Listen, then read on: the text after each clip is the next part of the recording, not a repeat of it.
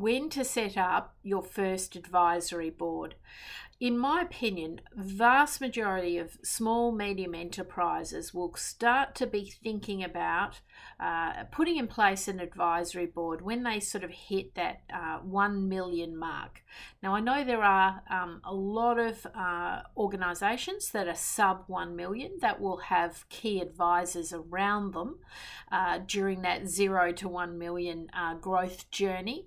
But generally speaking, once you hit 1 million and you're trying to grow your business into 3 or 5 million turnover, you often have a need to formalize the advisory board around the business and start to put some better structure, if you like, around board meetings, how this board is set up, how it's constituted, and the types of people you want to put around the boardroom setting.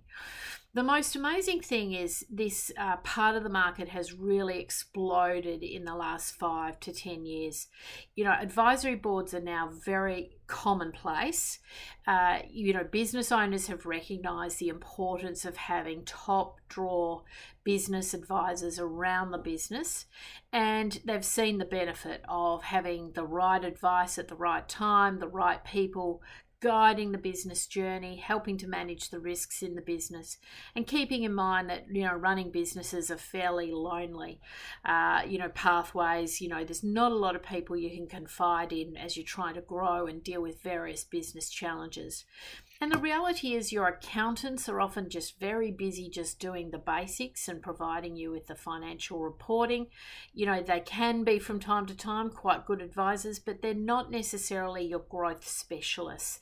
They're not necessarily the people who can guide you as to how to open up into a new market or how to pivot your business strategy or your business model. I have used advisory boards myself over many years. I have brought in different advisors at different times to help me achieve certain outcomes.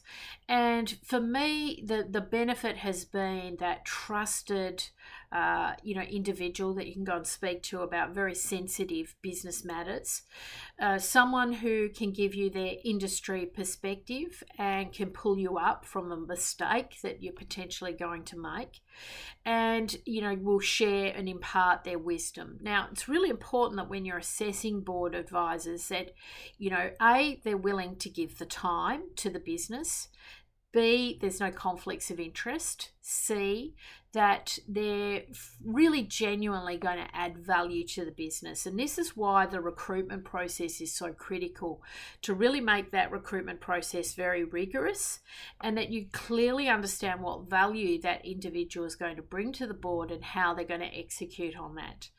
And, that's really, really key. The other piece of advice I would give you is that when you've assembled a board of directors, and it doesn't have to be the biggest, it can be quite a nimble, tight group of executives who are assisting you. If you're seeing board directors that aren't adding value on a consistent basis, don't have the time, maybe the dance card has suddenly become very full and you can't get access to them as frequently as you used to be able to. If they're not adding the value, ask them to step off. So always ensure that in your contractual arrangements, you have the capacity to get people off that board very quickly if they're not adding the value, because typically these advisors can be expensive and they can add up very quickly. Yes, you can get free advisors, but generally speaking, you don't get very good advisors at the free end of the spectrum.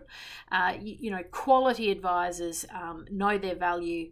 They're very experienced and they do come at a cost. So it's very important that as you're constituting your advisory board, you've got some very clear expectations of what you want from your board, the type of commitment, the time commitment, level of accessibility, how that's all going to play. But it can be an absolute game changer for a business.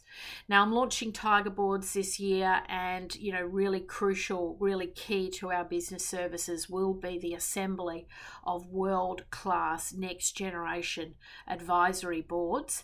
That can be the advisory board to the shareholders, the major shareholders, the business owner, or to the board of directors. Sometimes you have a formal board, but you want that advisory board to be more nimble, able to help you pivot, able to help you disrupt, able to help you navigate the challenges in the business market.